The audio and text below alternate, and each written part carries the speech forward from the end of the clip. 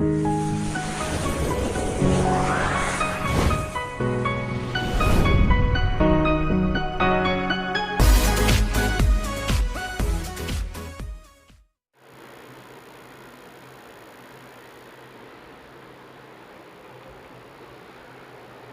Friends, welcome to स्वास्थ्य अकादमी लखनऊ।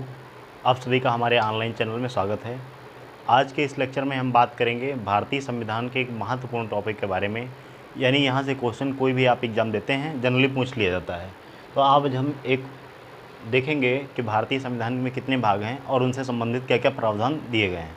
तो चलिए शुरू करते हैं।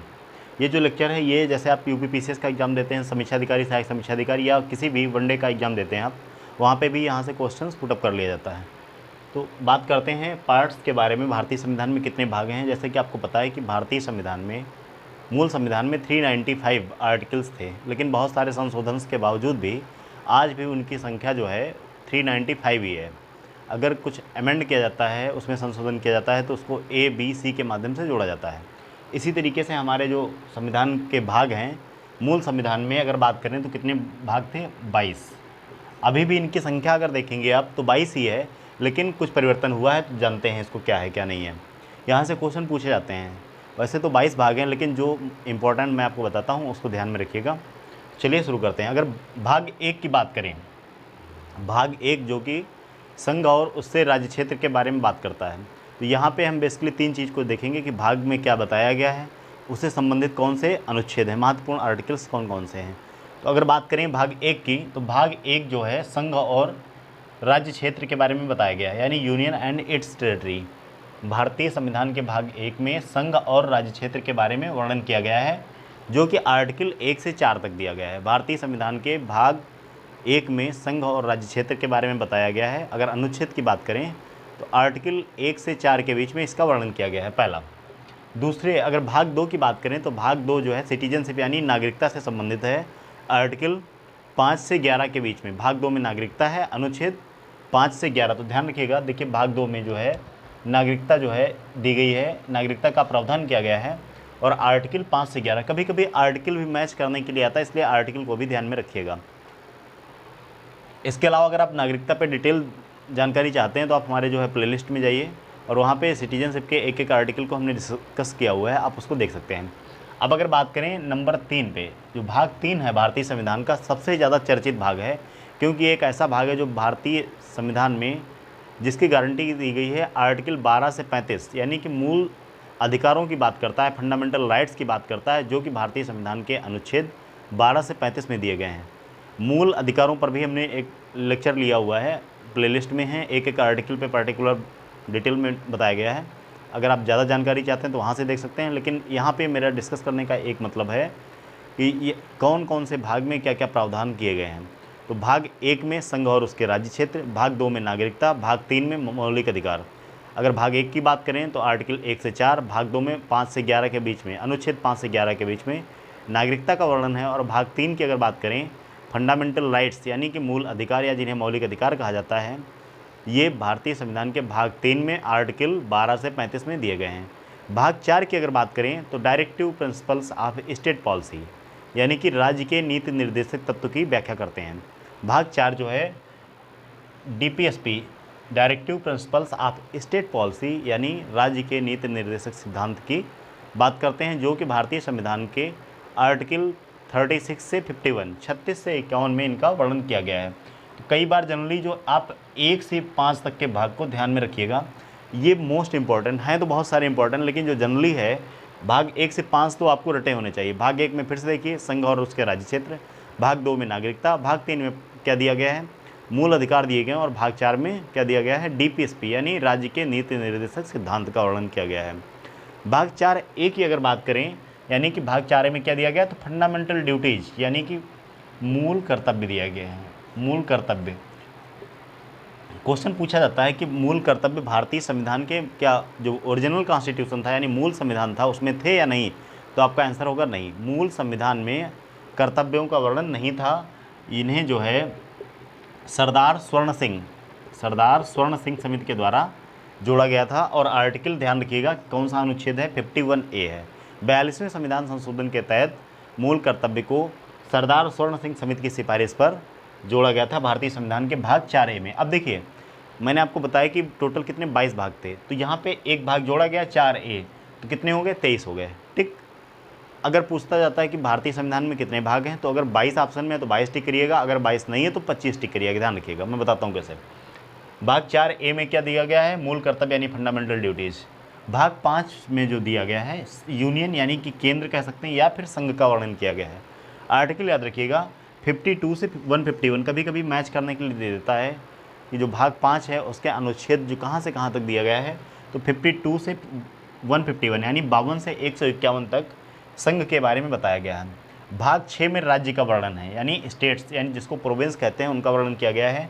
आर्टिकल 152 से 257 सॉरी आर्टिकल 152 से 237 तक। एक चीज़ याद रखिएगा, अगर सारे आर्टिकल्स आप नहीं याद कर पाते हैं कोई दिक्कत नहीं है, भाग 5 तक के आर्टिकल्स आप याद कर लीजिएगा, यहाँ से क्वेश्चन बनता है। आर्टिकल 1 से 4, 5 से 11, 12 से 35, 36 से 51, इतने तो आपको याद होने ही चाहिए। बाकी और भी जो पार्लियामेंट से रिलेटेड इंपॉर्टेंट आर्टिकल हैं उनको भी आपको ध्यान में रखना है। अब अगर बात करें भाग 7 के बारे में, भाग 6 में मैंने आपको बताया कि राज्य का वर्णन है किस अनुच्छेद से 152 से 237 तक। और भाग 7 की अगर बात करें तो भारतीय संविधान का जो भाग 7 है इसे निरसित कर दिया गया, यानी इसको हटा दिया गया, रिपील कर दिया गया। किस संविधान संशोधन के द्वारा, देखिए ये हटा दिया गया, इतना इंपॉर्टेंट नहीं है, फिर भी अगर एग्जाम में क्वेश्चन आता है तो ध्यान रखिएगा 7वें संविधान संशोधन 1956 के द्वारा इसको रिपील कर दिया गया, यानी संविधान से हटा दिया गया।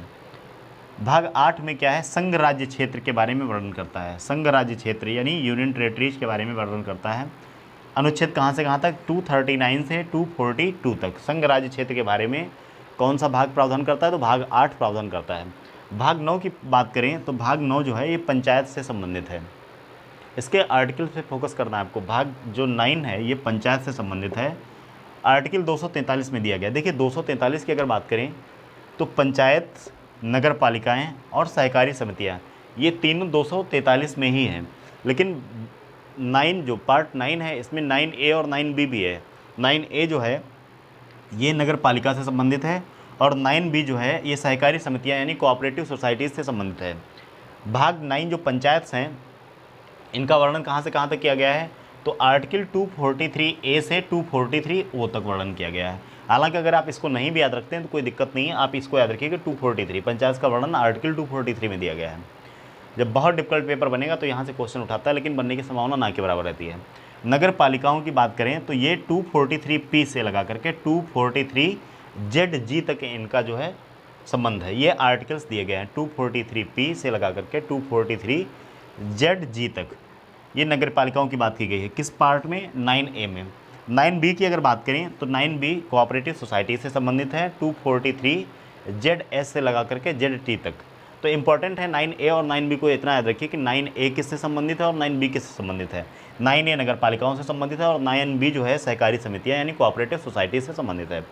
भाग 10 की बात करते हैं, इंपॉर्टेंट है, ध्यान रखिएगा। अनुसूचित जाति और जनजाति क्षेत्र से संबंधित है।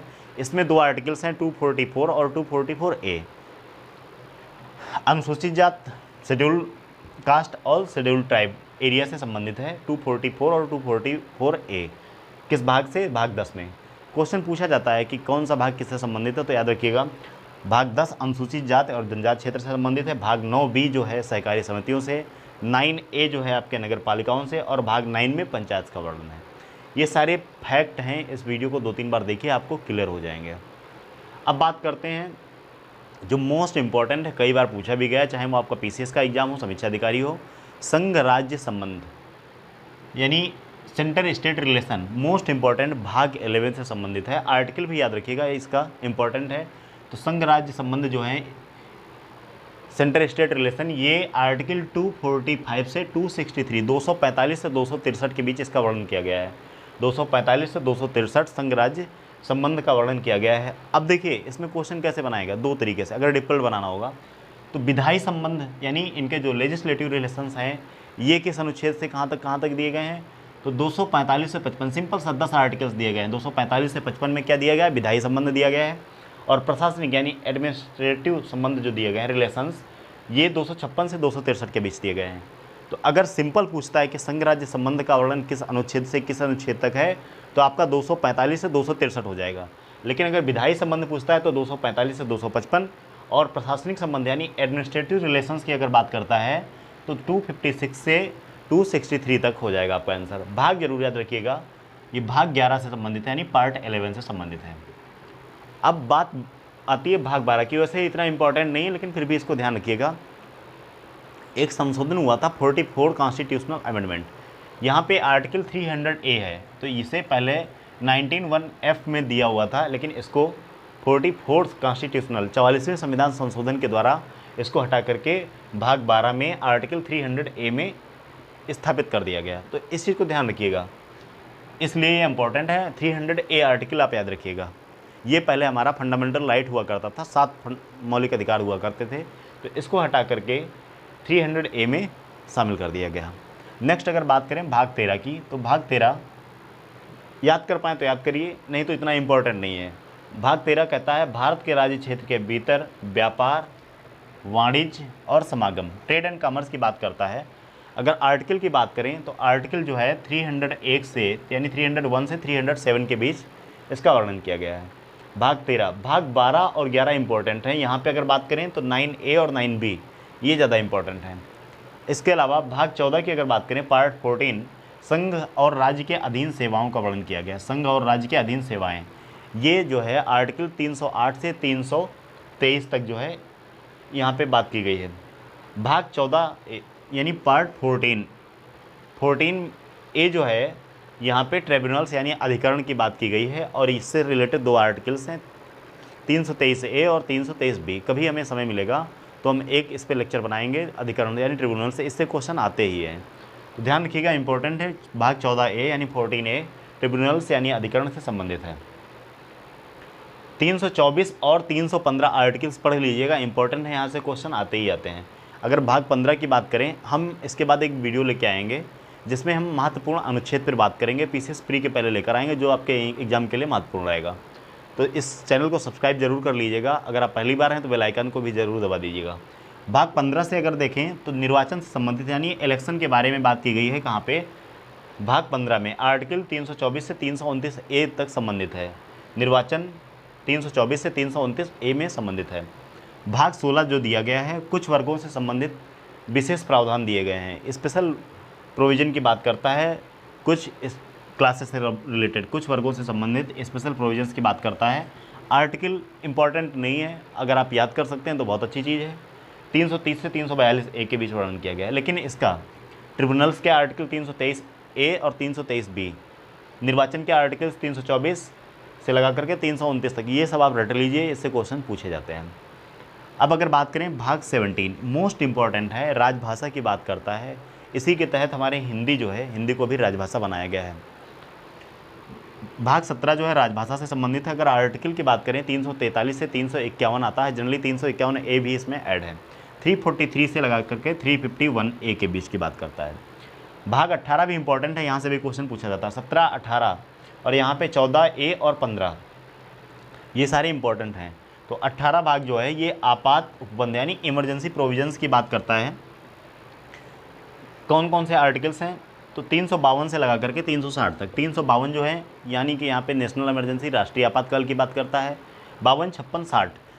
356 जो है ये स्टेट इमरजेंसी की बात करता है, और 360 जो है ये फाइनेंशियल इमरजेंसी यानी वित्तीय आपातकाल की बात करता है। कभी कभी क्वेश्चन पूछा जाता है कि भारत में अभी तक कितनी बार जो है वित्तीय आपातकाल की घोषणा की गई है, तो भारत में अभी तक कभी भी वित्तीय आपातकाल की घोषणा नहीं की गई है, ध्यान रखिएगा इस चीज़ को। अगला क्वेश्चन जो है 19 यानी पार्ट 19 जो है ये मिसलेनियस यानी प्रकीर्णन से संबंधित है, तो इतना इंपॉर्टेंट नहीं है, लेकिन फिर भी आप ध्यान में रखिएगा। प्रकीर्णन टोटल भाग आपको याद रखने होने चाहिए, एक आइडिया होना चाहिए आपको। तो प्रकीर्णन जो है ये मिसलेनियस, ये 361 से लगा करके 367 तक आर्टिकल्स तक संबंधित है। नहीं याद करते हैं तो कोई ज़रूरत नहीं, इतना इंपॉर्टेंट नहीं है। भाग 20 याद रखिएगा, मोस्ट इंपॉर्टेंट है। जब कभी हम संविधान में संशोधन की बात करते हैं तो इस भाग की चर्चा अवश्य रहती है, और ये भाग 20 से संबंधित है, यानी अमेंडमेंट इन कॉन्स्टिट्यूशंस की बात करें तो इससे संबंधित आर्टिकल 368 है, और ये भाग 20 से संबंधित है। इंपॉर्टेंट है, ध्यान रखिएगा इस चीज़ को। 21 और 22 को और देख लेते हैं। भाग 21 जो है ये अस्थायी, टेम्परेरी, संक्रमणशील यानी ट्रांजिशनल और स्पेशल उपबंध की बात की गई है। इसमें अस्थायी, संक्रमणशील और विशेष उपबंध की बात की गई है। कहाँ पे? भाग 21 में। ध्यान रखिएगा, इंपॉर्टेंट है। भाग 21 अस्थायी, संक्रमणशील और विशेष उपबंध से संबंधित है। आर्टिकल की अगर बात करें तो 369 से लगा करके 352 तक दिया गया है इसके बारे में। 369 से 352 तक इसके बारे में वर्णन है। अब बात करते हैं भाग 22 की। भाग 22 क्या है? तो भाग 22 बात करता है संक्षिप्त नाम, प्रारंभ और हिंदी में प्राधिकृत पाठ और निरसन के बारे में। तो ये इतना इम्पोर्टेंट नहीं है, फिर भी अगर आप एक बार पढ़ लेंगे तो बेहतर रहेगा। ये आर्टिकल 393 से लगा करके 395 तक इसका वर्णन किया गया है। 2 आर्टिकल हैं बेसिकली इसमें, भाग 22 में। तो अगर बात करें कि यहाँ पे कौन कौन सी चीज़ें ऐसी हैं जिनको आपको याद रखना है, तो देखिए आपको कुछ पार्ट मैं बता रहा हूँ। भाग 1 फिर से मैं रिवाइज करा देता हूँ, संघ और उसके राज्य क्षेत्र। भाग 2 नागरिकता। भाग 3 फंडामेंटल राइट यानी मूल अधिकार। भाग 4 DPSP directive principles of state policy. भाग 5 की अगर बात करें, भाग 5 यानी कि यूनियन, केंद्र के बारे में आप भी याद रखिएगा। और भाग 4A तक आप आर्टिकल्स जरूर याद रखिए, यहाँ से क्वेश्चंस पुटअप ही होते हैं। भाग 5 भी याद कर लीजिए। भाग 6 जरूरी है। 7 निश्चित हो गया, लेकिन ये याद रखिएगा किस संविधान संशोधन के द्वारा, इंपॉर्टेंट है, पूछा जाता है। तो 7वें संशोधन 1956 के द्वारा। भाग 8 याद रखिएगा, 9 मोस्ट इंपॉर्टेंट है, 9A 9B जरूर पूछा जाता है, इससे संबंधित आर्टिकल्स भी याद रखिएगा। 10 याद रखिएगा, 11 12 मोस्ट इंपॉर्टेंट हैं। आप 13 नहीं याद करेंगे तब भी चल जाएगा काम, लेकिन 11 जरूर याद रखिएगा। संघ राज्य संबंध यानी सेंटर स्टेट रिलेशन आर्टिकल याद रखिएगा। विधायी संबंध कहाँ से कहाँ तक? 245 से 255 तक। प्रशासनिक संबंध 256 से 263 तक मोस्ट इंपॉर्टेंट हैं। इसके अलावा ट्रिब्यूनल्स पे भी फोकस करिएगा, यहाँ से क्वेश्चन अक्सर बनता है। 323A और 323B। अगर मुझे समय मिलेगा तो मैं नेक्स्ट लेक्चर जो है अपना ट्रिब्यूनल्स पे लेके आऊँगा। इसके बाद मैं शेड्यूल्ड पे ही ऐसा एक सेपरेट लेक्चर बना दूंगा। तो ये कुछ पार्ट हैं, जैसे राजभाषा है भाग 17 में, आपात उपबंध भाग 18 में, संशोधन भाग 20 में, ये सारे जरूर याद रखिएगा। तो अगर ये लेक्चर आपको पसंद आता है तो इसे लाइक शेयर सब्सक्राइब करना बिल्कुल मत भूलिएगा और इसे अपने फ्रेंड्स के साथ ज़रूर शेयर करें। मिलते हैं नेक्स्ट लेक्चर में, तब तक के लिए जय हिंद।